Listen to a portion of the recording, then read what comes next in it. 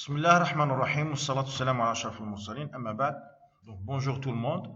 Donc aujourd'hui on va traiter l'exercice 2 sur la méthode du changement de variable. C'est-à-dire on a des intégrales, on va faire des changements de variables pour arriver à des formules fondamentales ou bien des intégrales plus simples que la première. Très bien. Donc on commence. Donc la question c'était, en utilisant la méthode du changement de variable, calculons les intégrales indéfinies suivantes. Donc le mot indéfini, c'est-à-dire on n'a pas les bornes. Le mot indéfini, c'est-à-dire on n'a pas les bornes. Donc commençons par la première intégrale. I1 est égal l'intégrale de x a à la puissance x au carré dx avec a différent de plus ou moins 1. Pourquoi différent de plus ou moins 1?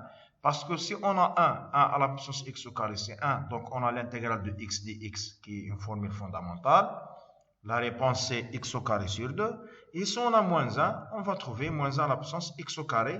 Donc dans ce cas, on va retrouver, parce que généralement, si on a a à la puissance x au carré, si on a a à la puissance x au carré, c'est-à-dire on a dans la puissance la variable x, toujours il faut faire intervient le ln exponentiel ln. Pour cela, donc dans ce cas, il suffit de supposer que le a est différent de plus ou moins 1, parce que si a est égal à plus ou moins 1, donc dans ce cas, le ln a est égal à 0. Très bien. Donc on commence. Donc la première des choses, on a l'intégrale I1 est égale l'intégrale de x exponentielle x au carré ln a. Très bien. Donc n'oublions pas que si on va faire entrer ici l'exponentielle ln, on va trouver que I1 est égal l'intégrale de x qui est là, exponentielle x au carré ln a avec valeur absolue. Très bien. Ensuite, ici, vous voyez que ln a c'est une constante, c'est un alpha. C'est-à-dire, les choses ici, c'est exponentielle alpha x au carré. Et le x, c'est à peu près la dérivée, c'est-à-dire il nous manque que la constante. Donc dans ce cas, on a une dérivée fois exponentielle la fonction. Mais il nous manque une constante qu'on va la faire intervenir ici à l'intérieur et là, est divisée ici. Donc la méthode est de faire un changement de variable, c'est-à-dire tout ce qui est dans la puissance x au carré ln a, on va le faire poser t. Très bien. Donc, le dt, ln a, c'est une constante. C'est 2 fois x, parce que c'est la dérivée de x au carré, fois la constante qui est ln a, dx, parce qu'on a dérivé par rapport à x. Donc, c'est-à-dire, le x dx est égal à quoi? C'est 1 sur 2 ln a dt. 1 sur 2 ln a dt. Très bien. Donc, remplaçons dans cette intégrale exponentielle, la variable qui est là, c'est exponentielle t. Très bien. Le x fois dx, c'est 1 sur 2 ln a dt. N'oubliez pas que a il est différent de 1 et moins 1. Pour cela, le ln a il est différent de 0, donc on peut diviser. Finalement, on a trouvé I1, c'est 1 sur 2 ln a, l'intégrale de exponentielle t dt. Donc, vous remarquez que cette intégrale, c'est une formule fondamentale qui est très simple. C'est le but de la méthode du changement de variable. C'est-à-dire, toujours on fait un changement de variable pour rendre la première intégrale à une intégrale fondamentale ou bien plus simple à calculer. Donc, l'intégrale de exponentielle t dt, c'est exponentielle t. Et toujours dans les intégrales indéfinies, il faut ajouter plus c. Tel que c, c'est une constante arbitraire, appartient à 1. Très bien. Mais le résultat, il est donné en fonction de t. Donc, toujours, il faut donner le résultat en fonction de la première variable. C'est-à-dire, on va remplacer le t par x au carré ln a. Très bien. Et n'oubliez pas que exponentielle x au carré ln a, c'est exponentielle ln a à la puissance x au carré. Et exponentielle ln, c'est l'identité, c'est-à-dire c'est exactement ax au carré. Et c'est terminé. Donc vous voyez qu'après changement de variable, on a trouvé les choses très simples. Tout de suite, on va passer à l'intégrale I2. L'intégrale I2, c'est presque la même chose. Pourquoi? Parce que 5 à la puissance x fois e à la puissance x, d'accord? Donc, puisqu'on a ici x,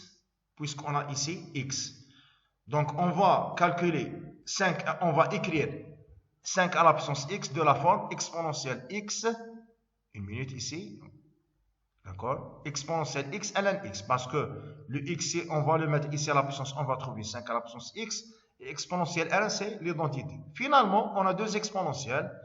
Exponentielle alpha fois exponentielle bêta, c'est exponentielle alpha plus bêta. Très bien, d'accord? Et on a trouvé une intégrale très très simple de la forme exponentielle constante fois x. De la forme exponentielle constante fois x. Donc ici, quelques étudiants vont me poser la question suivante. Est-ce qu'à partir de cette intégrale, on peut écrire directement la réponse? Oui, on peut la écrire parce que tout le monde connaît que l'intégrale de exponentielle alpha x, c'est 1 sur alpha exponentielle alpha x. Mais la meilleure manière, d'accord, est de faire le passage suivant. C'est-à-dire, on va faire un changement de variable, puisque la question on pose, il faut suivre la méthode de changement de variable. C'est-à-dire, on va poser t est égal x alpha. Le alpha, c'est 1 plus ln x. Donc, le dt, c'est alpha dx, c'est-à-dire 1 plus ln x dx. Et on va remplacer. Donc, après remplacement, on a trouvé une intégrale. On a trouvé une intégrale très très simple. C'est une formule fondamentale. C'est 1 sur 1 plus ln x, l'intégrale de exponentielle t dt. Et l'intégrale de exponentielle t dt, c'est exponentielle t. Finalement, toujours, il faut donner la réponse en fonction de la première variable. Très bien.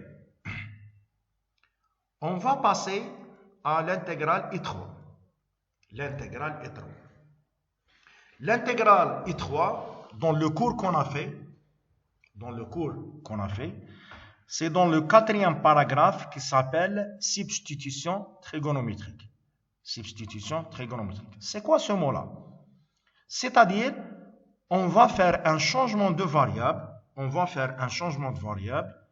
Pour aller vers les intégrales trigonométriques. Vous voyez que ici on a la racine, x au carré, etc. Donc on va faire un changement de variable pour aller aux intégrales trigonométriques. Juste, je vais vous donner une idée. C'est quoi le mot substitution trigonométrique? Dans le cours, on a fait la chose suivante. On a des intégrales de type 1 moins x au carré. On a des intégrales de type 1 plus x au carré. Et on a des intégrales de type x au carré moins 1. Très bien. C'est-à-dire, on a 3 cas dans le cours de substitution trigonométrique. Donc, la loi, ou bien les lois, dit la chose suivante. Si on a une intégrale qui contient une racine et on a 1 moins x au carré, il suffit de poser le x sinus. Pourquoi? Parce qu'on va trouver 1 moins sinus au carré. Et le 1 moins sinus au carré, c'est quoi? C'est cosinus au carré. La racine de cosinus au carré, c'est cos. C'est-à-dire, on est allé vers les intégrales trigonométriques. Deuxième loi, si on a la racine de 1 plus x au carré, il suffit de poser x, c'est tangente. Pourquoi? Parce que 1 plus tangente au carré, c'est 1 sur cosinus au carré. La racine de 1 sur cosinus au carré, c'est 1 sur cos. C'est-à-dire, toujours, on a éliminé la racine et on a trouvé des intégrales trigonométriques. Parce que le but, toujours ici, est de poser un changement de variable d'une manière que, à l'intérieur de la racine, on va trouver le carré. Très bien. Et le dernier cas, si on a x au carré moins 1, il suffit de poser x, c'est 1 sur cos. X, c'est 1 sur cos. Pourquoi? Parce que 1 sur cos, le tout au carré moins 1, c'est tangente au carré. Et la racine de tangente au carré, c'est tangente. Donc finalement, après ces changements de variables, on va trouver des intégrales trigonométriques. Donc, notre intégrale I3, il est à peu près de cette forme. Donc, la première des choses qui nous gêne, c'est le R au carré qui est là. Parce que dans les trois intégrales, on n'a pas le R, on a le 1. Toujours, on a le 1. 1, 1, 1. Donc, qu'est-ce qu'il faut faire? Il faut sortir le R au carré à l'extérieur de la racine. Pourquoi? Pour avoir le 1. D'accord? Donc, on va commencer. Je vais effacer ça. Donc, I3, c'est l'intégrale de la racine de R au carré 1 moins X sur R le tout au carré. Très bien. R est positif, donc on peut le faire sortir à l'extérieur, c'est R. Parce que si R est quelconque, il faut faire ici la valeur absolue.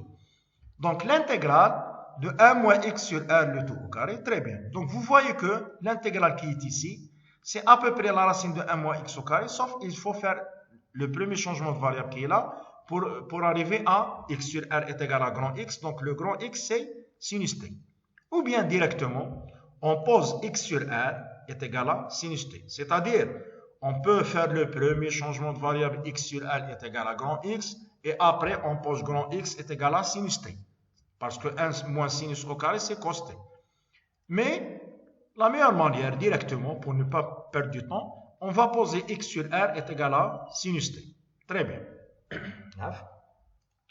Donc, implique le X, c'est R sinus T. Donc, implique X est égal R sinus T. Très bien. Et implique, d'accord, que le dx, la dérivée de x, c'est R, c'est une constante R, fois la dérivée de sinus, c'est cos T dt. Donc, on va remplacer. Donc, c'est R qui est là. Le R qui est là, le voici. Très bien. La racine de 1 moins sinus au carré. Très bien. Et le dx, on va le remplacer par cette quantité. C'est-à-dire, c'est R cosinus T dt. Très, très bien. Le R avec le R qui est là, c'est R au carré. La racine de 1 moins sinus au carré, c'est la racine de cos au carré T. La racine de cos au carré, c'est cos. Et finalement, on va trouver cosinus au carré T. Très bien. Donc maintenant, comment on va calculer cette intégrale? D'accord? Donc cette intégrale, on va utiliser, bon, une minute. Si par exemple, on n'a pas ici 2. Cette intégrale, c'est une formule fondamentale. Parce que l'intégrale de cosinus T, c'est sinus. C'est-à-dire, elle est très simple. Mais qu'est-ce qu'il me gêne? Qu'est-ce qu'il me gêne? Il me gêne le 2. C'est-à-dire, je vais essayer d'éliminer le 2 qui est là. Le 2 qui est là. Très bien. Donc ici, on va utiliser une formule qui s'appelle la formule linéaire de cosinus au carré. La formule linéaire de cosinus au carré. Donc cosinus au carré, il faut prendre cette formule. Toujours, on va la utiliser dans les intégrales. Donc cosinus au carré, c'est 1 demi 1 plus cosinus de t. 1 demi 1 plus cosinus de t. Très bien. Et si on a sinus au carré, au lieu de plus qui est là, c'est moins. C'est tout. C'est-à-dire, c'est 1 demi 1 moins cosinus de t. Donc, finalement, on a trouvé deux intégrales. La première, c'est 1 demi l'intégrale de dt. Bien sûr, on a multiplié par r au carré parce qu'on a ici r au carré. Et la deuxième, c'est r au carré sur 2. D'accord, toujours. L'intégrale de cosinus de t. Finalement, l'intégrale de dt, c'est t. Et l'intégrale de cosinus de t, c'est sinus de t sur 2. Parce que la dérivée de sinus de t, c'est 2 fois cos de t, 2 avec 2 se simplifie, et c'est terminé. Et toujours dans les intégrales indéfinies, il faut ajouter plus c. Mais dans l'exercice, vous voyez que le résultat il est en fonction de t. Il faut donner le résultat en fonction de la première variable.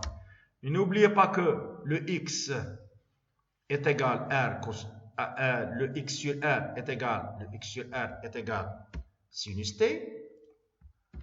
Donc, implique quoi? Implique que le t est égal. Donc, c'est-à-dire pour éliminer sinus qui est là, on va faire entrer arc sinus, parce que l'arc sinus tue le sinus. Donc, est égal à quoi? Arc sinus x sur r. Arc sinus x sur r. D'accord? Très bien. Et c'est terminé. Donc, on va remplacer t par arc sinus t sur r. Donc, le voici, t, c'est arc sinus x sur r. Et ici, on a sinus de arc sinus x sur r. Ici, je vais vous faire une remarque. Très bien. La remarque dit la chose suivante. Si vous êtes dans un examen et un étudiant va donner le résultat ici, il va arrêter. Donc, son résultat est à 100% juste. C'est juste. D'accord? Parce qu'il arrive que l'étudiant... Parce que si on n'a pas ici, qu'est-ce qui nous gêne? Il nous gêne le 2 qui est là. On n'a pas la formule de sinus de alpha. D'accord? Parce que si on n'a pas le 2, si on a sinus arc sinus, c'est x sur r. Mais si on a le 2, ça se peut qu'on peut trouver la formule, ça se peut non. D'accord? Donc, si l'étudiant donne le résultat final, r au carré sur 2 arc sinus x sur r plus r au carré sur 4 sinus 2 arc sinus x sur r plus la constante, et il va arrêter, c'est juste à 100%. Mais notre but est vous donner ici beaucoup plus de détails, c'est-à-dire je vais éliminer le 2 qui est là. Je vais éliminer le 2 qui est là. Donc on a sinus 2 alpha, c'est 2 sinus alpha cos alpha. Et le cos alpha, c'est la racine de 1 moins sinus au carré alpha.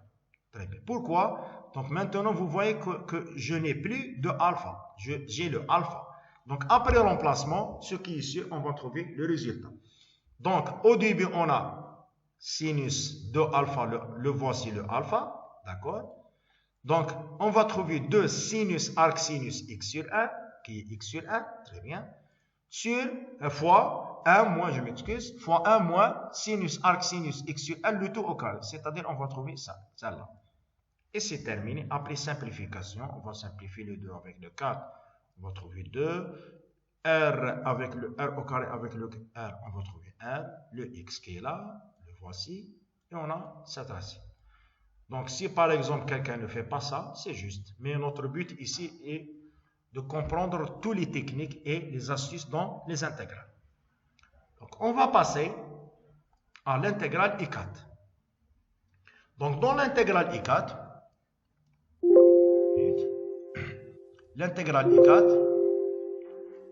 on a une fraction rationnelle. C'est quoi le mot fraction rationnelle?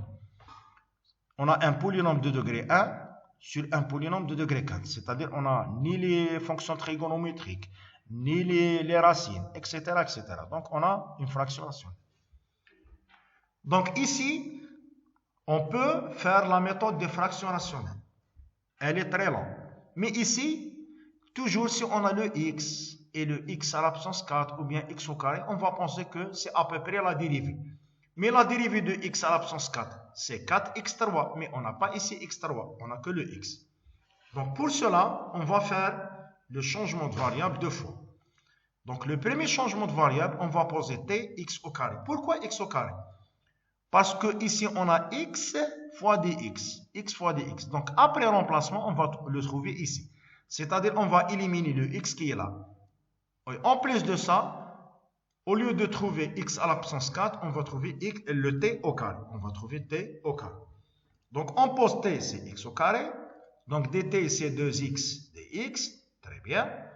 Donc on va remplacer. 1 sur 4, c'est 1 demi. L'intégrale 1 sur 4 plus 3t au carré dt. Quand même, vous voyez que cette intégrale, elle est, côté forme, elle est plus simple que la première. Pourquoi? Parce que dans la première, on a manipulé dans le dénominateur un polynôme de degré 4. Et ici, on a un polynôme de degré 2. D'accord? Et tout le monde connaît une formule qui est bien connue. C'est celle-là. L'intégrale de 1 sur 1 plus t au carré. Très bien. Est égal à quoi?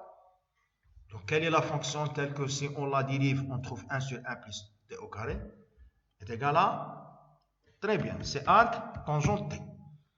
C'est-à-dire, on va essayer de ramener cette intégrale qui est là, de ce type. Donc, qu'est-ce qu'il me gêne? Il me gêne au premier lieu le 4, parce que dans cette position, on n'a pas 4, on a 1. Donc, qu'est-ce qu'il faut faire? Il faut sortir le 4 en facteur, c'est-à-dire dans le dénominateur. Donc ici, le voici, le 4, très bien. Ici, on a le 1, ici 3 sur 4, très bien. 2 fois 4, c'est 8, donc on a le 1, très bien. Deuxième problème, ici, il faut qu'on a quelque chose au carré. Mais ici, on a constante fois t au carré. Donc, qu'est-ce qu'il faut faire? Il faut entrer cette constante. Il faut faire entrer cette constante à l'intérieur de la puissance. Donc 3 à l'intérieur devient racine de 3 et le 4 à l'intérieur devient 2. Donc vous voyez que racine de 3t sur 2 c'est exactement 3 sur 4 t au carré. Très bien. Donc maintenant vous voyez que cette intégrale elle est à peu près ça, à peu près. Il suffit de faire une autre fois un changement de variable pour arriver à arc tangent. Donc, on va poser y est égal à racine de 3t sur 2. Donc, notre dy, c'est racine de 3 sur 2 dt. Donc, remplaçons.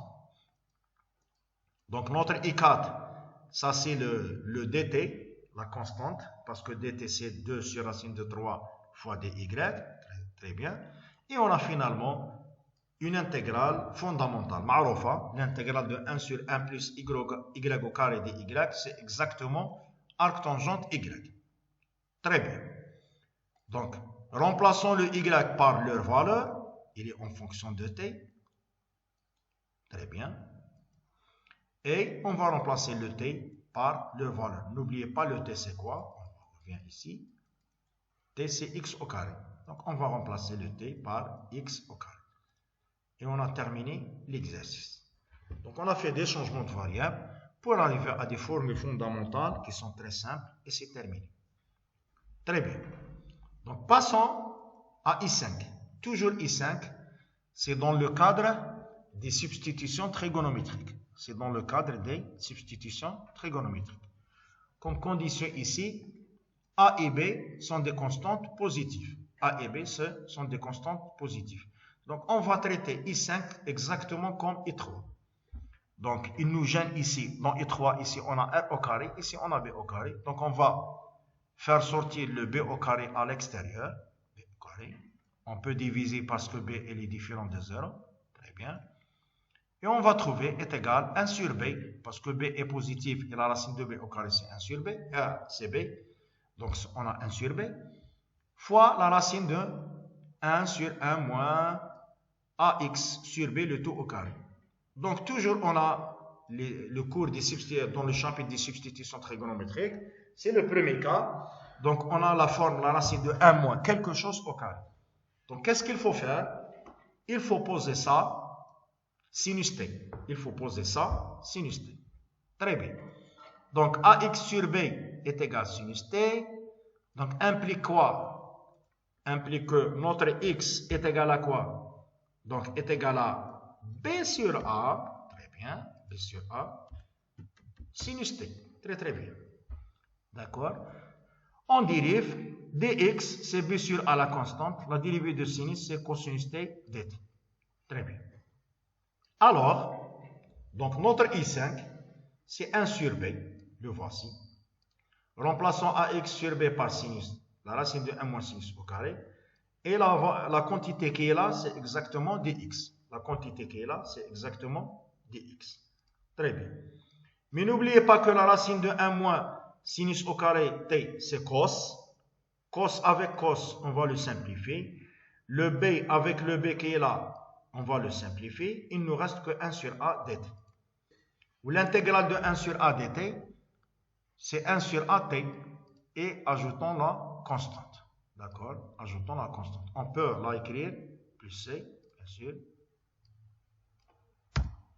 Donc remplaçons le T. N'oubliez pas le T. Le AX sur B, c'est sinus T. Donc pour trouver ici T, il faut faire entrer l'arc sinus. Donc le T c'est quoi? C'est arc sinus AX sur B. Toujours pour éliminer sinus, il faut faire entrer arc sinus. Très bien. Et c'est terminé. Donc on a trouvé 1 sur A arc sinus AX sur B plus C avec C appartient à R. Très très bien. Passons à l'exercice I6. De la même manière, on va traiter I6. D'accord? Et toujours, on va trouver des intégrales trigonométriques. Donc, le I6, toujours, il nous gêne ici le 5. On va le faire sortir en facteur. Donc, c'est 5. 1 moins x au carré sur 5. On va l'écrire 1 moins quelque chose au carré, c'est-à-dire x sur la racine de 5, le tout au carré. Donc, on va poser toujours x, toujours dans le cas racine de 1 moins quelque chose au carré. Voici le changement de variable. Donc, on pose x, c'est racine de 5. Racine de 5 est égale racine de 5 sinus t. Très bien. Et finalement, le dx, c'est racine de 5 cosinus t dt. Donc, remplaçons. Ici, on va trouver que le cos, parce que c'est la racine de 1 moins sinus au carré. Ici, c'est N'oubliez pas que le x, c'est racine de 5 sinus t, donc le carré, c'est 5 sinus au carré. Très bien. Et ça, c'est le dx. Et ça, c'est le dx. Donc, les constantes, on a 5 racines de 5, au facteur. Cos avec cos, on va le simplifier. Et il me reste l'intégrale de sinus au carré. C'est exactement ce qu'on a parlé dans la première intégrale. Donc, on va utiliser la formule linéaire. On va utiliser la formule linéaire parce qu'il me gêne le carré. Donc, sinus au carré dans les formules trigonométriques, c'est 1 demi 1 moins cosinus de t. C'est 1 demi 1 moins cosinus de t. Très bien. Donc, finalement, on a trouvé deux intégrales. La première, c'est 5 racine de 5 sur 2, parce qu'on a ici 1 demi, fois dt. Donc, c'est l'intégrale de dt. Et la moins, la même constante, ou bien le même coefficient, l'intégrale de cosinus de t. L'intégrale de dt, c'est t. Toujours laissons les constantes qui sont là, c'est les mêmes. Et l'intégrale de cosinus de t, c'est sinus de t sur 2. Et ajouter plus la constante. Mais il faut donner le résultat en fonction de la première variable. Donc c'est arc sinus, le t c'est arc sinus x sur racine de 5, moins sinus de arc sinus. Mais n'oubliez pas ça, on a fait cette formule, sinus 2 alpha, c'est 2 fois sinus alpha cos alpha, le cos alpha c'est la racine de 1 moins sinus au carré. Donc finalement, on va trouver ça. D'accord? Parce que sinus arc sinus est égal à l'identité. Donc dans ce cas, on va simplifier le 2 avec le 2, racine de 5 avec racine de 5. Bien sûr, on a réexpliqué les choses. D'accord? Et après simplification, on va trouver le premier membre qui est ici, moins 5x sur 2, moins 5x sur 2, parce que le 2 qui est là avec le 2 qui est là, on va le simplifier. La racine de 1 moins x au carré sur 5. Et c'est terminé, plus la constante, bien sûr. D'accord? Donc, on va passer à I7. On va passer à I7.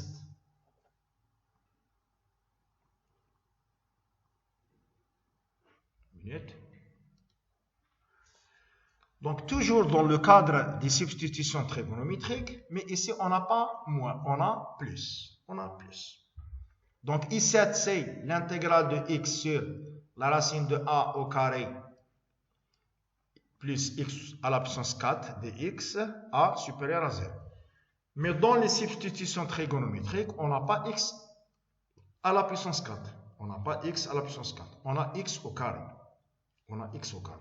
Donc, on va faire le même travail qu'on a fait dans I5, c'est-à-dire on va diminuer la puissance. Au lieu qu'on a x à la puissance 4, on va trouver t au carré. Pourquoi? Parce que le x dx va me donner le dt. Donc, on pose au premier lieu t est égal à x au carré. Très bien. Implique dt, c'est 2x dx. La dérivée de x au carré, c'est 2x. On a dérivé par rapport à x. Remplaçons. Donc, le x dx qui est là, c'est dt sur 2. Le voici le 2. D'accord?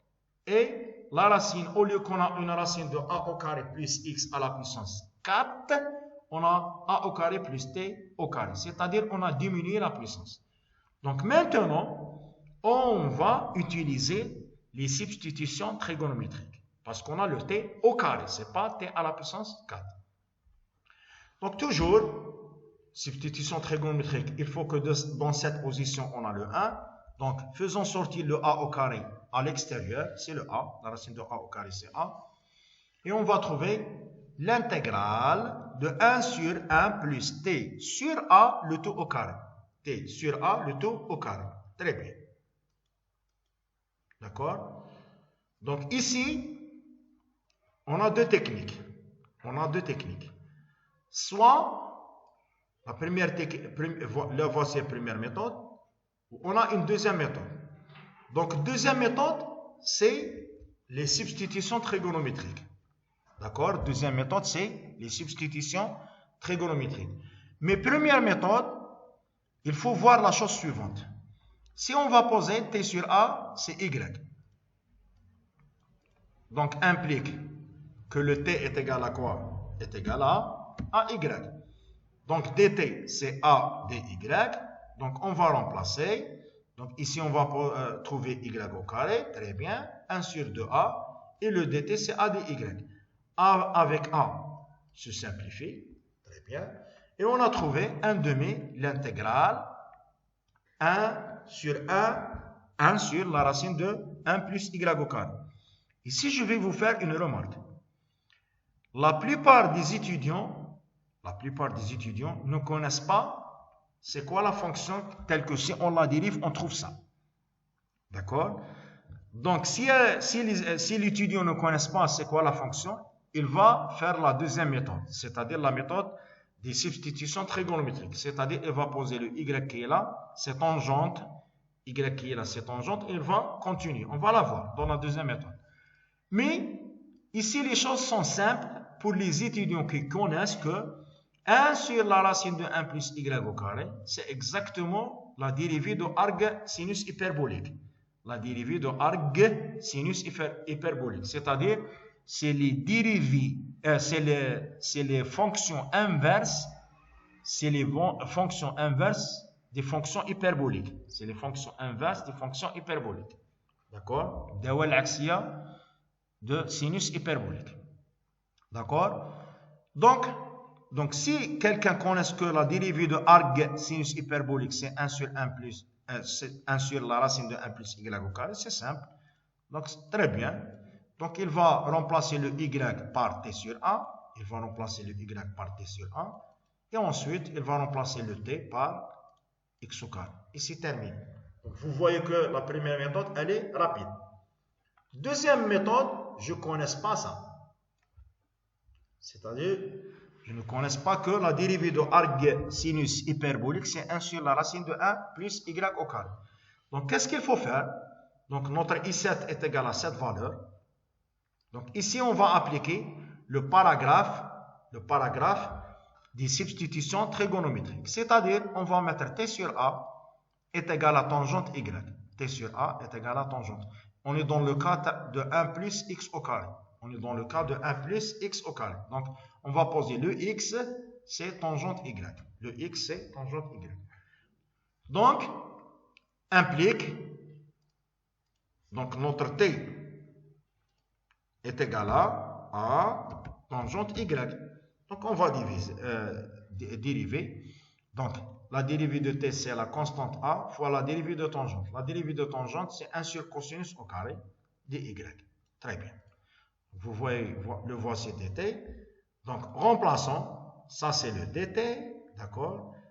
La racine de 1 plus tangente au carré, c'est, normalement, ici, on va mettre la racine de 1 sur cosinus au carré. D'accord? Et la racine de 1 sur cosinus au carré, c'est 1 sur cos. Donc, 1 sur cos. Après simplification, on va trouver qu'elle est égale à ça. 1 demi, l'intégrale de 1 sur cos y dy. Donc, vous voyez que la deuxième méthode, elle est longue. D'accord? Et dans le sixième paragraphe de notre cours, on a fait un paragraphe qui s'appelle divers changements de variables. Ce paragraphe, parmi les changements de variables, si on a dans le dénominateur cos ou bien sinus. D'accord? Donc ici, on va poser y, c'est 2 arc tangente z.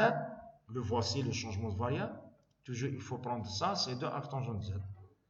dy, c'est 2 sur 1 plus z au carré dz. Après dérivation, parce que la dérivée de arc tangente z, c'est 1 sur 1 plus z au carré. Et ici, il faut que j'ai la valeur de cos. Le cos y, on a discuté sur ça dans notre cours et on a expliqué pourquoi ça. Ici, on a utilisé les formules trigonométriques parce que le z, c'est tangente y sur 2. Parce que le z, c'est tangente y sur 2. Donc, à partir de ça, on peut démontrer que cos y, c'est 1 moins z au carré sur 1 plus z au carré. On a traité cette partie dans notre cours. Donc, on va remplacer. Donc, I7, c'est 1 demi, 1 sur le voici. D'accord? Cos. D'accord? Et ça, c'est le d. Ça, c'est le dy. Donc, on va simplifier ça avec ça.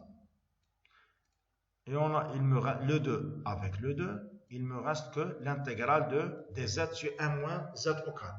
Donc le but de ce changement de variable, est d'arriver à des fractions rationnelles. Fractions rationnelles, c'est-à-dire polynôme sur polynôme. Très bien. Donc ici, on va décomposer le dénominateur, c'est 1 moins z fois 1 plus z. D'accord? Et on va appliquer la méthode de la décomposition en éléments simples. Il faut la connaître, la décomposition en éléments simples. Elle est utile dans le cours d'intégrale, dans le cours d'algèbre et le cours d'analyse. Donc après, comme remarque, la décomposition en éléments simples, c'est l'opération inverse de la recherche du dénominateur commun. العملية العكسية تاع توحيد المقامات. العملية العكسية تاع توحيد المقامات. Donc on a trouvé deux intégrales qui sont très très simples. Le premier, c'est à peu près ln, d'accord? Donc qu'est-ce qu'il me manque pour qu'on ait la dérivée? Donc c'est le moins, c'est-à-dire qu'il faut mettre ici moins. Parce que ln 1 moins z, leur dérivée c'est moins 1 sur 1 moins z, d'accord? Plus 1 demi, et ici c'est plus. Ici c'est plus, très bien. Donc ici c'est moins toujours, moins. Ici c'est plus. Plus. Très bien. Donc on va trouver 1 demi, ln 1 plus z. Donc remplaçons le z par tangente y sur 2. N'oubliez pas ça. Parce que ici, arc tangente z c'est y sur 2. Donc z c'est tangente y sur 2. Le y, on va le remplacer par arc tangente t sur a. Pourquoi? Donc, à partir de cette valeur, y est égal à cette égalité, y est égal à arc tangente t sur a. D'accord? Et le t qui est là, c'est exactement x au carré. Le t qui est là, c'est exactement x au carré. Et c'est terminé. D'accord? Donc, vous voyez que, bien sûr, I7, il est très long par la deuxième méthode, mais quand même, notre but est de vous comprendre les techniques des changements de variables. Donc on passe à I8.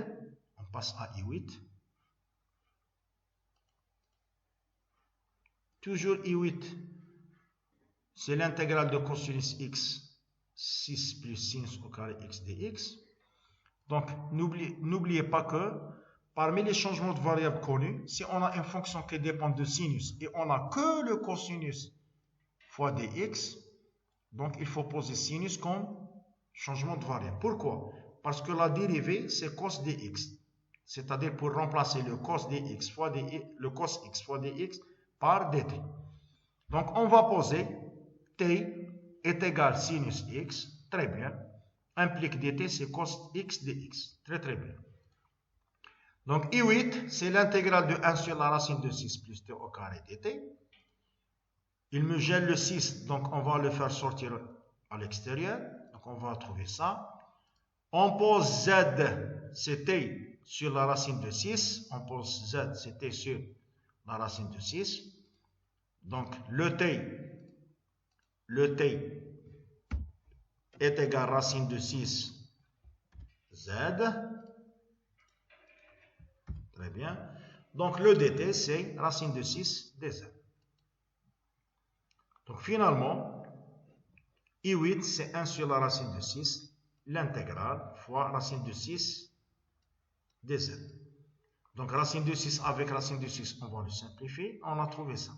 Donc comme on a dit dans I7, on a deux manières, mais dans les examens toujours, on applique la méthode la plus rapide. N'oubliez pas que la dérivée de arg sinus hyperbolique, d'accord, arg sinus hyperbolique, c'est 1 sur 1 plus z au carré avec racine, d'accord? Argument sinus hyperbolique, leur dérivée c'est 1 sur la racine de 1 plus z au carré.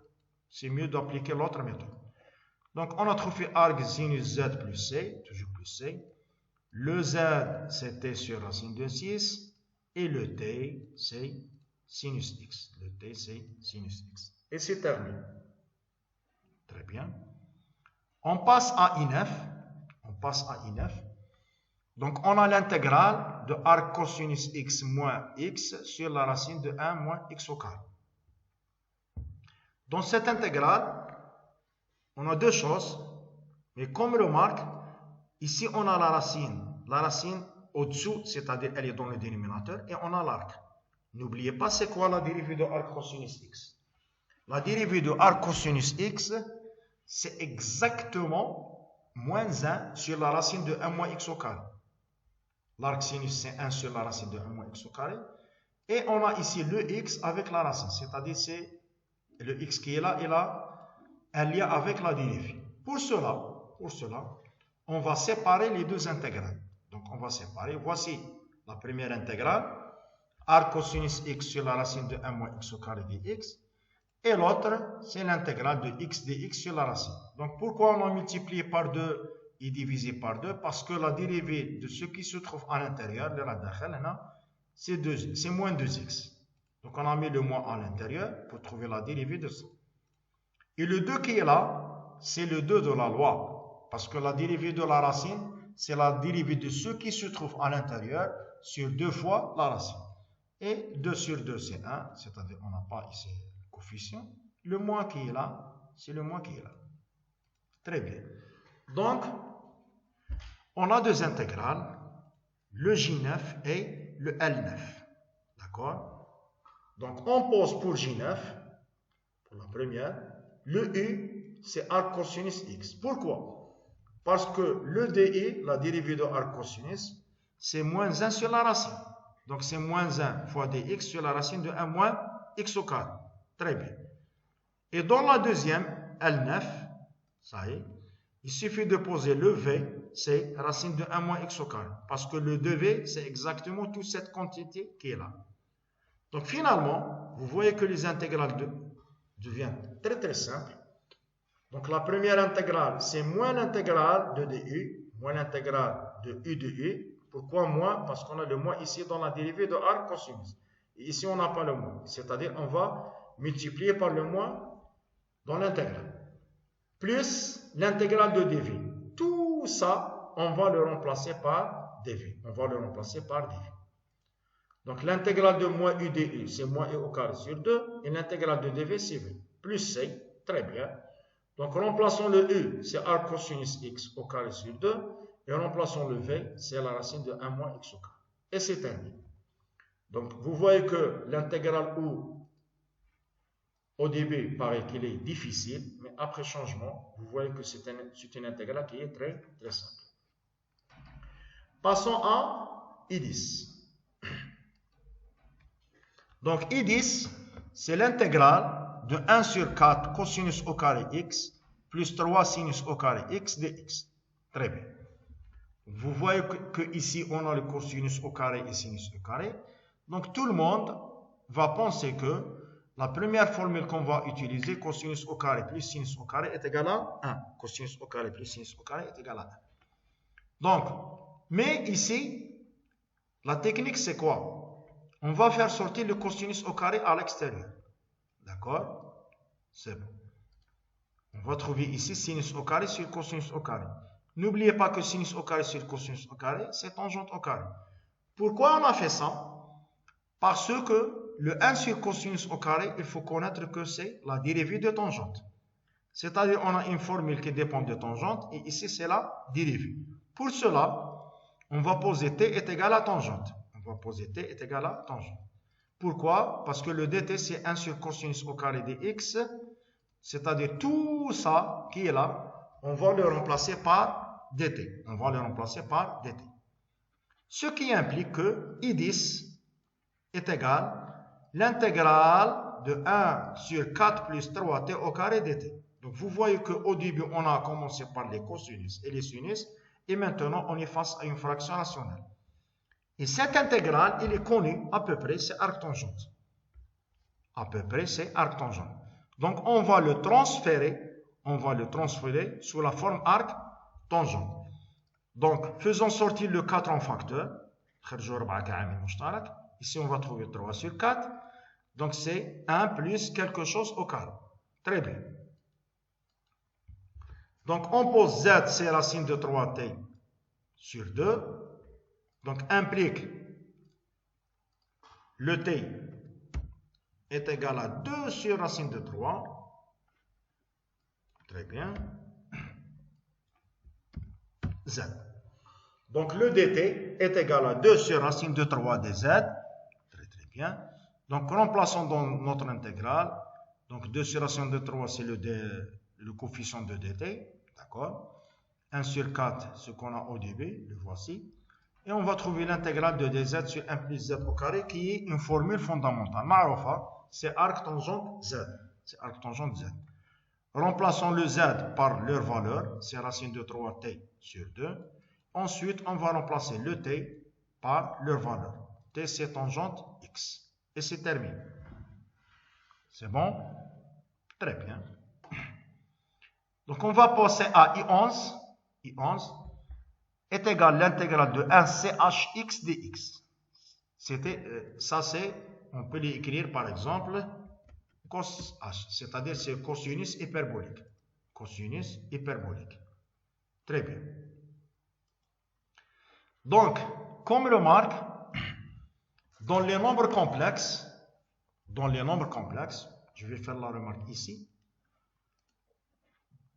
dans les nombres complexes, on a fait la chose suivante.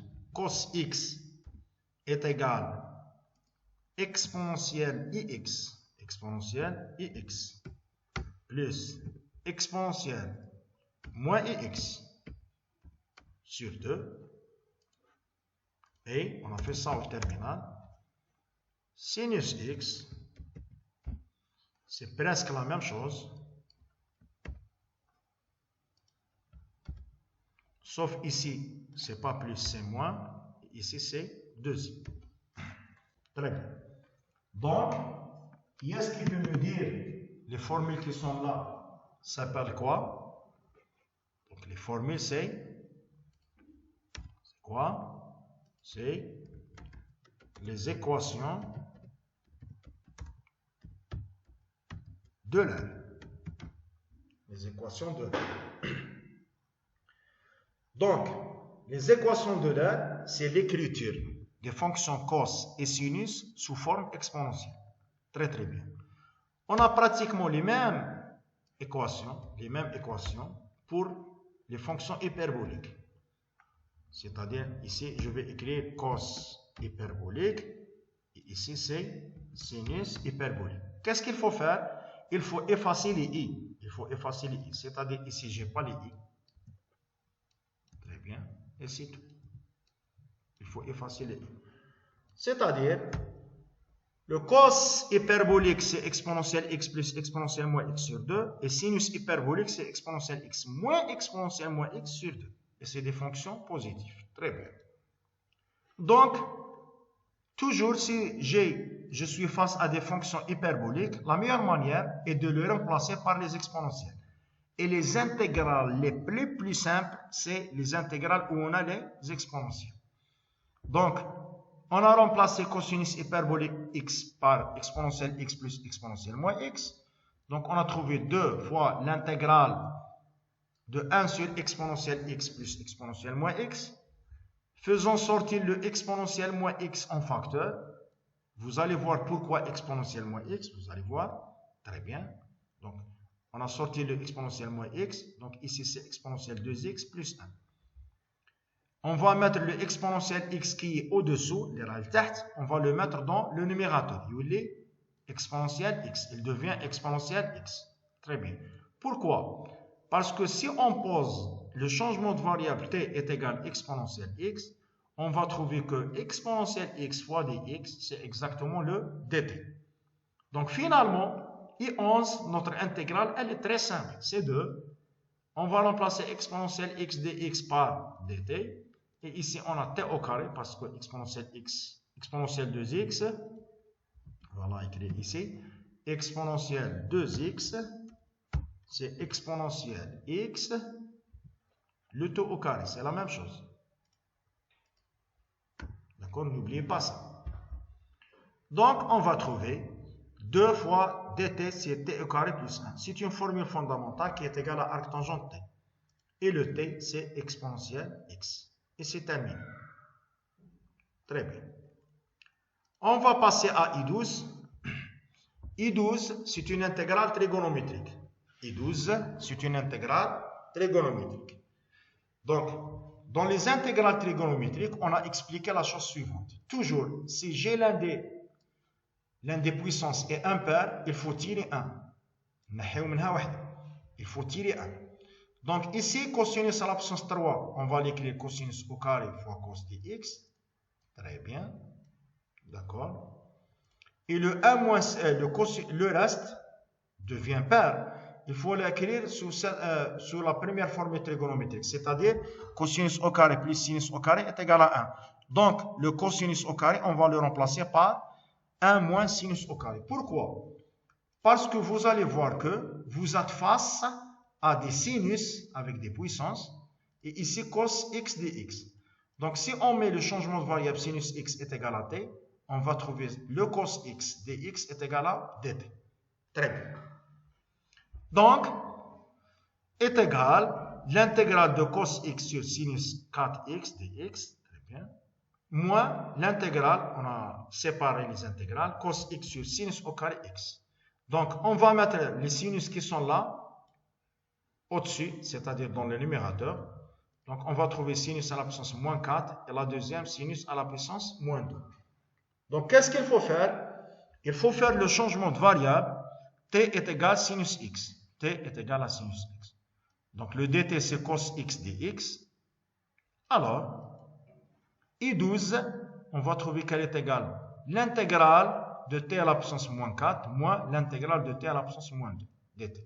C'est des polynômes, d'accord, très très simple. Donc, l'intégrale de t à la puissance alpha, c'est t à la puissance alpha plus 1 sur alpha plus 1. Donc, la première, on va trouver t à la puissance moins 4 plus 1 sur moins 4 plus 1. Et la deuxième, t à la puissance moins 2 plus 1 sur moins 2 plus 1. Donc, après simplification, on va trouver moins 1 sur 3t à la puissance 3 plus 1 sur t. Remplaçons le t par sinus x et finalement, on a trouvé le résultat. On va passer à l'intégrale I13. C'est à peu près les mêmes idées. Donc, I13, c'est l'intégrale de sinus 2x, la racine de 3, cosinus au carré x. Si on n'a que sinus x, d'accord, directement on va poser t est égal cos, direct. Mais qu'est-ce qu'il me gêne ici? Il me gêne le 2. Pour cela, pour éliminer le 2, on va utiliser la formule trigonométrique qui dit que sinus 2x est égal à 2 fois sinus x cosinus x. Très bien. Donc, on va poser t, c'est cos x. Donc, le dt, c'est moins sinus x dx. D'accord? Donc, implique le sinus x dx est égal à moins dt. Donc, on va remplacer sinus x qui est là avec le dx, par moins dt. Donc, finalement, le I13 est égal à moins l'intégrale de 2t, la racine de 3 plus t au carré. Et n'oubliez pas que la racine, c'est à la puissance 1/2. Pourquoi j'ai écrit comme ça? Parce que vous voyez que j'ai à peu près la dérivée fois la fonction à la puissance. La dérivée fois la fonction à la puissance. Elle s'appelle dans notre cours la formule de réduction. Dalla usfi mushtaqa. La fonction à la puissance fois la dérivée. Donc, dans ce cas, on va poser z, c'est 3 plus t au carré. Donc, le dz, c'est 2t dt. C'est-à-dire, tout ça, on va le remplacer par dz. Donc, I13, c'est moins l'intégrale de z à la puissance 1/2 dz, qui est une intégrale fondamentale, très très simple. Donc, elle est égale à moins z à la puissance 1/2 plus 1 sur 1/2 plus 1. Très bien. Donc, est égal moins 2 tiers, 3 plus t au carré, à la puissance 3/2. Pourquoi? Parce que le z est égal à 3 plus t au carré. Et le t, c'est exactement cosinus x. Le t, c'est exactement cosinus x. Finalement, vous allez voir que l'intégrale est très simple. Donc, on va trouver I13 est égal à moins 2 tiers, 3 cosinus x au carré, le tout à la puissance 3/2, plus c. Et c'est terminé. On va passer à l'intégrale I11, I14, je m'excuse, I14. Donc, une intégrale de cos à la puissance indice impair. Les intégrales les plus simples, si on a l'indice impair. Si on a l'indice impair. Donc, la loi dit la chose suivante. Si on a cos à la puissance impair ou bien sinus à la puissance impair, il faut aller à la puissance impair. Il faut tirer 1. Il faut tirer 1. C'est-à-dire de 5, il faut tirer 1. C'est-à-dire il est égal à quoi? Cosinus à la puissance 4 fois cos. On a tiré 1. Qui me reste, on va essayer d'appliquer ça. Cosinus au carré x plus sinus au carré x est égal à 1. Mais ici, je n'ai pas au carré, j'ai à la puissance 4. Donc, qu'est-ce qu'il faut faire? Il faut écrire à la puissance 4, c'est au carré pour utiliser ça. D'accord? Le tout au carré. Donc, vous voyez que cosinus au carré, c'est cosinus à la puissance 4. Donc, ce qui est à l'intérieur, il faut le changer en fonction de sinus. C'est-à-dire 1 moins sinus au carré, le tout au carré. C'est un polynôme, a moins b au carré. Donc, c'est a au carré qui est le 1. Moins 2ab, c'est moins 2 sinus au carré. Plus b au carré, c'est sinus à la puissance 4. Fois cos.